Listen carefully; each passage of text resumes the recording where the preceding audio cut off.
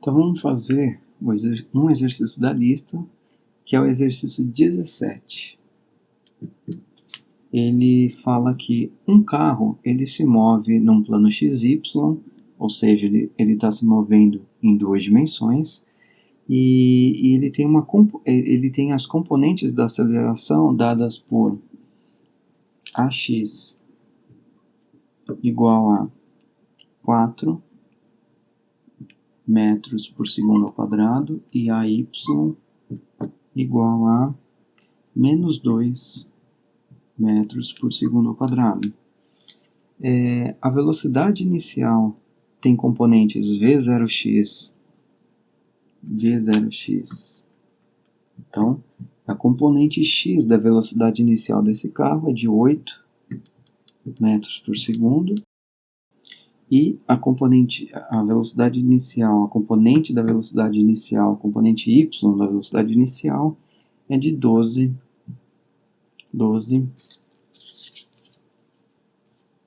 metros por segundo. A pergunta é: qual é a velocidade do carro na notação dos vetores unitários quando atinge a maior coordenada y? Qual que é a velocidade do carro na notação dos vetores unitários quando atinge a maior coordenada em y? Tá bom, então vamos lá.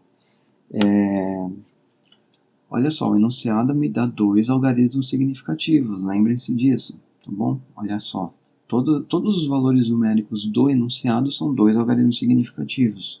Então eu vou trabalhar com contas intermediárias com 3 algarismos significativos e apresentar a resposta final com apenas 2 algarismos. Vamos então tentar responder a pergunta. Ele quer a velocidade do carro quando ele atinge a maior coordenada em y. Então, primeiro de tudo, vamos olhar o que está acontecendo nesse exercício. Eu tenho um carro onde as acelerações, olha só, as acelerações são 4 em x e menos 2 em y. Está vendo que esses valores, ambas as acelerações são constantes? Então, isso daqui, o movimento, tanto em x como em y, é um MRU. É MRUV. Por que MRUV? Porque a aceleração é constante. Então eu sei quais são as equações de movimento desse carro, porque em x é um MRUV e em y também é um MRUV. Então eu sei todas as contas, eu sei usar velocidade, V igual a V0 mais AT, eu sei que eu posso usar Torricelli, e eu também posso usar a equação da posição, que é R igual a R0 mais V0T mais meio de AT quadrado. Tá bom?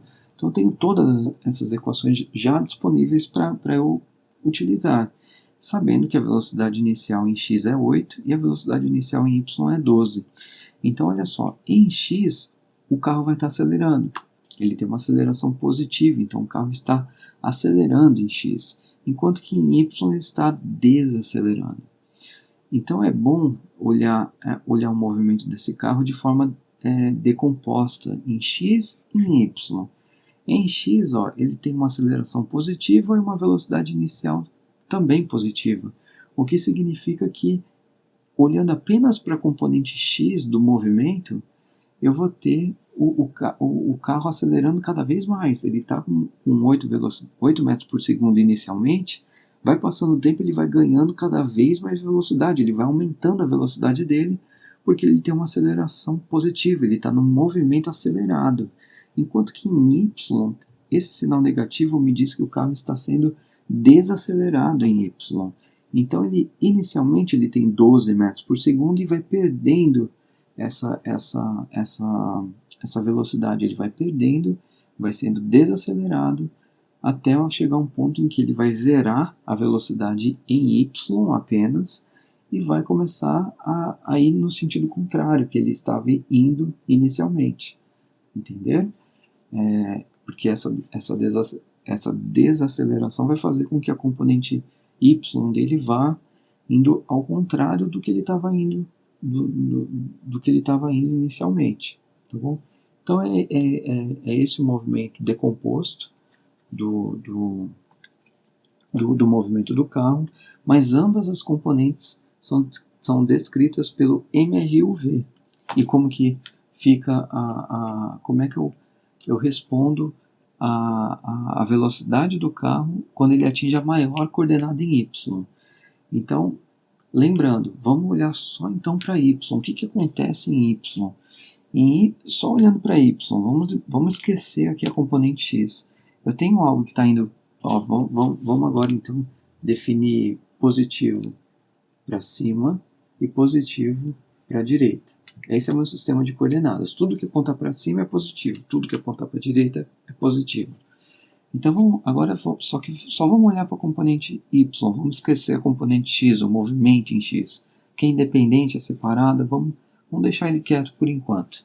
Então a componente Y do movimento do carro me diz que ele inicialmente está a 12 metros por segundo e depois e vai perdendo essa velocidade ao longo do tempo.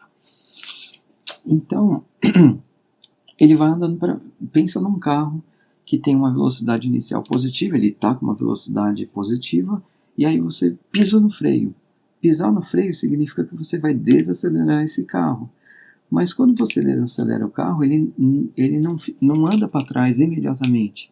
O que acontece é que a velocidade que você estava vai reduzindo, até que você até que você para, né? Num carro, quando você vai desacelerando, vai perdendo velocidade, vai chegar no zero, ele vai parar, né? Nesse caso aqui, esse objeto, como se trata de um carro, essa desaceleração aqui, quando a velocidade chegar em zero, o carro não vai começar a andar para trás, vai andar para baixo. Ele não vai começar a andar na direção contrária, negativa. Por quê? Porque os carros quando você pisa o freio não faz isso, só se você engatar ré. Se você engatar ré, aí você vai andar para trás, certo? Não engatando a ré, o carro chegando na velocidade zero, não vai ter mais desaceleração. Tá? Então, a pergunta que se faz aqui vai ser... isso se você estiver pisando no freio, tá? O enunciado não fala nada sobre esse nível de detalhe, ele simplesmente dá essas informações aqui do carro, mas ele não fala quem está gerando essa desaceleração, se é o motorista que está pisando no freio ou se é alguma batida que ele está fazendo. Aqui pode ser uma batida, pode ser um outro carro que ele bateu que está produzindo essa desaceleração. Isso é o que pode estar acontecendo, inclusive. E aí, num caso desse, pode ser que o carro vá para trás mesmo, na direção Y, tá bom? O problema é simples, o enunciado é simples, não está me dando esse nível de detalhe. Mas o que eu sei, com certeza, é que ele vai atingir a maior coordenada em Y quando a velocidade dele for zero. Por quê? Porque, olha só, o carro estava indo para cima. Lembra que eu escolhi J chapéu indo para cima. Então, o movimento em Y, aqui no nosso plano, é ir para cima. Não é que o carro está voando. É só porque é como se eu estivesse num helicóptero olhando o carro aqui de cima. Estou olhando o carro aqui em cima, eu estou vendo se ele vai nessa direção, é positivo. Se ele vira para a direita, ele também é uma direção que eu estou chamando de positivo, estando no helicóptero, vendo o carro lá na rodovia lá embaixo. Pegou? Então ó, o carro está indo para cima, 12 metros por segundo. De repente ele é desacelerado por -2. Então ele vai subindo, até parar e eventualmente começar a descer. É isso que está acontecendo em Y. Ele inicialmente vai para cima, mas ele está sendo desacelerado, e aí vai ter um momento que vai parar e vai começar a descer em Y. E aí a pergunta é qual que é a velocidade no ponto em que, olha só, vamos imaginar aqui que a situação inicial. A situação inicial. E o carro vai indo para cima em Y, só que ele está sendo desacelerado. Então vai chegar um ponto que ele vai parar e eventualmente vai para baixo. Ele quer a velocidade do carro nesse ponto, em que a coordenada Y atingiu o maior valor. Tá vendo? Ele não vai mais para cima. Por que ele não vai mais para cima? Porque a velocidade dele vai a zero em y. Ele não tem mais velocidade para continuar indo para cima. Ele já foi totalmente desacelerado. Ele está parado nesse ponto e vai começar a andar para trás, tá? Por conta da precariedade de informações do exemplo, né? Eu precisava de mais informações para dizer com certeza se ele vai para trás ou não. Mas aqui eu estou assumindo que ele vai para trás, essa desaceleração continua. Então vai empurrar ele para o sentido contrário do que ele estava inicialmente. Bom, então vamos lá. Então eu sei que a velocidade aqui eu tenho a velocidade v0y, tá para cima. Nesse ponto aqui, a velocidade final em y é zero, tá bom? Então eu vou começar a fazer as continhas. Eu sei que em y eu vou ter v final y, v inicial y, mais a y t, certo? Que mais?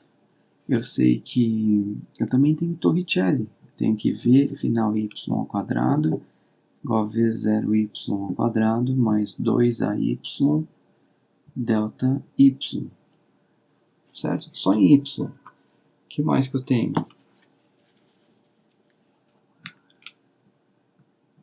Eu tenho que y é igual a y0 mais v0y t mais meio de ay t ao quadrado. Essas são as três equações que eu trabalho no MRUV para y. Tá vendo? Está tudo em termos da variável y aqui. Então, o que eu posso fazer? Olha só, olhando para a primeira equação, eu tenho v final, que é 0. Eu tenho v0y, que é 12. O ay, menos 2.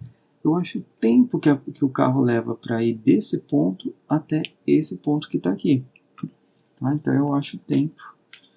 Eu acho o tempo que o carro leva. Deixa eu fazer aqui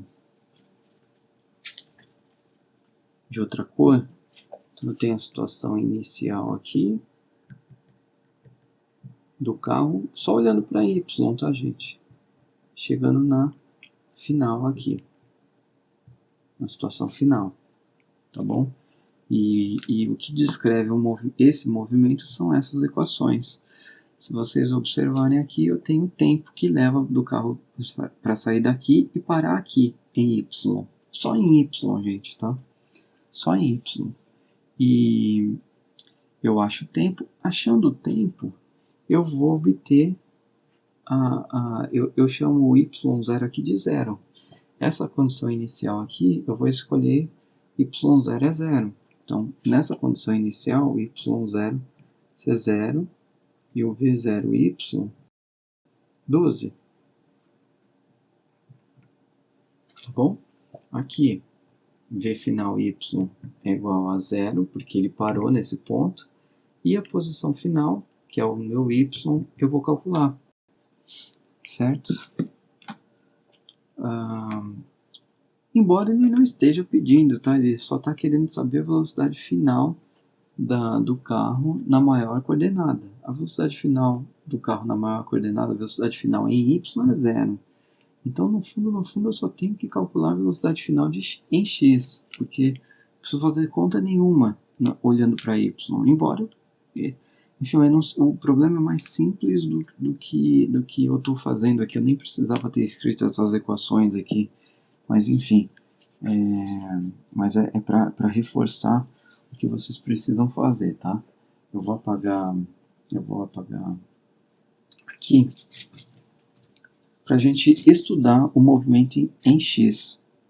Estudando o movimento em x, então aqui em x, eu vou ter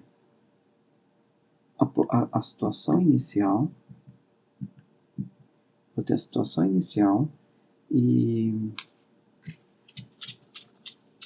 só por aqui que eu não sei se está aparecendo aí.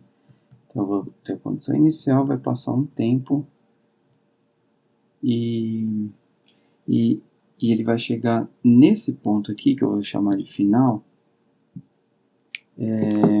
Olha só, lembra que com essa equação aqui eu acho o tempo que o carro leva para sair daqui e chegar aqui? Esse tempo eu vou usar aqui, porque esse tempo do carro chegar daqui até aqui é o mesmo tempo que o carro vai fazer para chegar daqui a aqui em x. Porque o movimento, embora eu tenha decomposto em y e em x, eles estão conectados. Eles têm uma ligação, embora eles sejam independentes, eu posso estudar eles de forma independente, eles têm uma conexão ali que une essas duas coisas, porque no fundo, o movimento do carro é um só. Ele não é decomposto, ele é uma coisa só. E essa coisa só é ligada pelo tempo. Então, o tempo que eu uso aqui deve ser o mesmo tempo que eu uso aqui, para ter a relação dos dois movimentos conectados, um com o outro, para descrever o movimento real do carro. Então, o tempo que o carro leva para vir daqui desse ponto até esse é o mesmo que o carro leva para vir daqui até aqui na horizontal. Entenderam isso? Então, por que eu estou falando isso? Porque aqui eu vou ter um V0x, que eu sei quanto que vale, é 8 metros por segundo. Eu apaguei, né? Mas ele vale 8 metros por segundo. E o velocidade final em x é o que eu vou calcular para achar a velocidade do carro. Ele quer a velocidade do carro quando ele atinge a maior coordenada em y.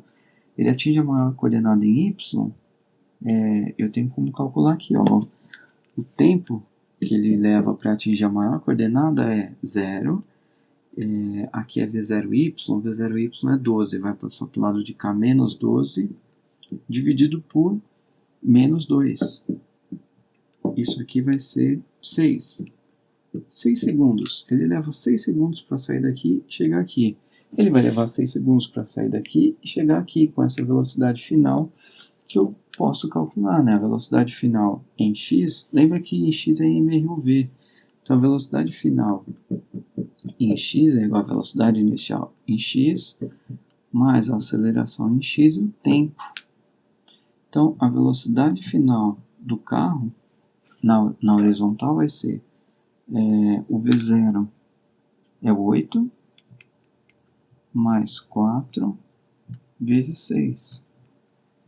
Velocidade final em x vai ser 4 vezes 6, 24, mais 8, 32. 32 metros por segundo. É uma conta intermediária, vou manter 3 algarismos aqui por não precisava, mas eu estou mantendo. Bom, então, portanto, a velocidade do carro, quando ele atinge a maior coordenada em y, vai ser 32 na direção y, mais 0 na direção j, tudo isso em metros por segundo. Essa é a resposta final para esse exercício, tá bom? Enfim, vou tentar incluir mais um exercício para vocês fazerem na lista, também para não deixar ela um pouquinho muito longa, né? Talvez eu faça mais exemplos separadamente. Por enquanto,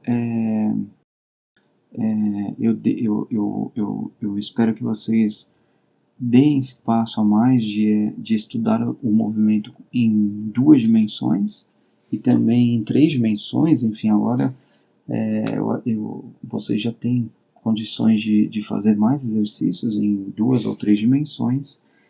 E, enfim, o importante é que vocês agora conseguem estudar o movimento de forma decomposta, tá bom? Então, essa semana é para vocês começarem a despertar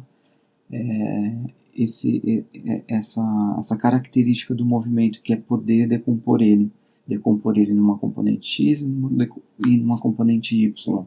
Isso facilita muito a análise do movimento das coisas, tá bom? Então, para essa semana é isso.